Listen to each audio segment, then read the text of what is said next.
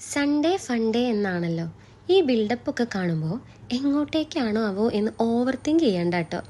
ഈ സാധന സാമഗ്രികളൊക്കെ കാണുമ്പോൾ ഏകദേശം ഐഡിയ കിട്ടിക്കാണുമെന്ന് വിചാരിക്കുന്നു. വർണ്ണേട്ടനും ഗൗതമും കൂടെ നമ്മളെ പിന്തിരിപ്പിക്കാൻ വന്ന പിന്തിരിപ്പൻ മൂരാച്ചികളായിരുന്നു. അങ്ങനെ ചിക്കിരിയും വന്നു. ഏമിക്കുട്ടി റെയിൻകോട്ടൊക്കെ ഇട്ട് സെറ്റായി നിൽക്കുകയായിരുന്നു കേട്ടോ. അങ്ങനെയാണ് ആ മൂരാച്ചികൾ വീണ്ടും വന്ന് നമുക്ക് ടാറ്റാ ബൈബിളൊക്കെ തന്നു പോയത്. അതെ, നമ്മൾ 5 പേരും കൂടി ഇന്ന് മീൻ പിടിക്കാൻ പോകാനുള്ള പ്ലാനിങ്ങിലായിരുന്നു.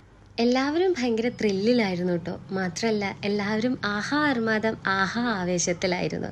ഞങ്ങളുടെ നാട്ടിൽ തന്നെയുള്ള ഭയങ്കര മനോഹരമായിട്ടുള്ള ഒരു സ്പോട്ടാണിത്. മഴ ആയതുകൊണ്ട് തന്നെ പുഴയൊക്കെ നിറഞ്ഞ കാരണം നല്ല ഭംഗിയുണ്ട് കാണാനായിട്ട്. അങ്ങനെ ഞങ്ങൾ അവിടെ എത്തിയതിന് ശേഷം എല്ലാവരും മീൻ പിടിക്കാനുള്ള പ്രിപ്പറേഷൻസൊക്കെ സ്റ്റാർട്ട് ചെയ്തായിരുന്നു. അപ്പോഴേക്കും നല്ല മഴക്കാരൊക്കെ വന്നു തുടങ്ങിയായിരുന്നു കേട്ടോ. നല്ല മഴ പെയ്യണേ എന്നുള്ള ആഗ്രഹവും ഞങ്ങളുടെ മനസ്സിലുണ്ടായിരുന്നു. അതിന്റെ ചൂണ്ടന്റെ അരങ്ങേറ്റായിട്ട് ഞാൻ ചന്ദനക്കുറി കേട്ട് വന്നു. നിങ്ങൾ വിചാരിക്കുന്നത് എന്താ സ്പെഷ്യലായിട്ട് ഇന്ന് ഇങ്ങനത്തെ ഒരു കോലത്തില്. അപ്പൊ ഇന്ന് കാണാം എന്റെ അപ്പൊ ഇന്ന് കാണാം ആർക്കാണ് ഫസ്റ്റ് കിട്ടുക എന്നുള്ളതാണ് ആദ്യം നമ്മളത്. അത് ഓരോരോ ട്രിക്ക് മതി. ഈ ചൂണ്ട കെട്ടിയത് മുതല് ഇത് പൊങ്ങിക്കിടക്കുന്ന സാധനം ഇട്ട മുതല് മനസ്സിലാവും ഒരാൾക്ക് എങ്ങനെ മീൻ കിട്ടും എന്നുള്ളത്. ബാക്കി ട്രിക്കാണ് കാണിച്ചുതരാം. Okay, set. അങ്ങനെ ബിൽഡപ്പിനൊക്കെ ശേഷം 1 by 1 ആയിട്ട് മീനൊക്കെ പിടിക്കാനായിട്ട് സ്റ്റാർട്ട് ചെയ്തായിരുന്നു.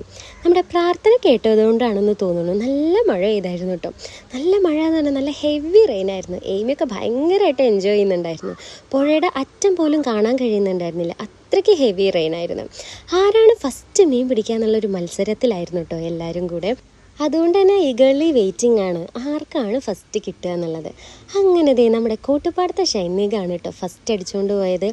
ആദ്യത്തെ മീൻ തന്നെ അവൻ പിടിച്ചു. അവൻ ആദ്യം പിടിച്ചോട്ടെ, എന്നാൽ രണ്ടാമത്തെ മീൻ ഞാൻ പിടിക്കുന്നുള്ള വാശിയിലായിരുന്നു ഉണ്ണിയേട്ടൻ. ഏതായാലും ഉണ്ണിയേട്ടൻ്റെ വാശി ജയിച്ചു. 2ാം സ്ഥാനം ഉണ്ണിയേട്ടനും കൊണ്ടുപോയി.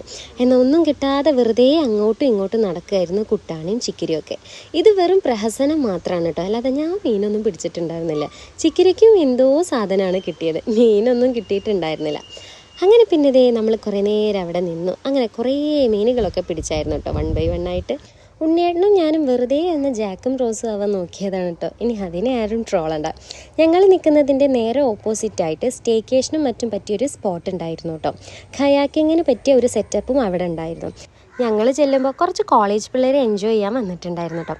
അപ്പോൾ നമ്മളും മാറി നിന്ന് കുറച്ച് എൻജോയ് ചെയ്തായിരുന്നു. അങ്ങനെ കിട്ടിയ മീനെല്ലാം നിരത്തി വെച്ചൊരു ഷോ ഓഫ് ഉണ്ടായിരുന്നു കേട്ടോ. അതിനുശേഷം അതെല്ലാം പെറുക്കിയിടുന്നത് ഏമിക്കുട്ടിയുടെ ജോലിയായിരുന്നു.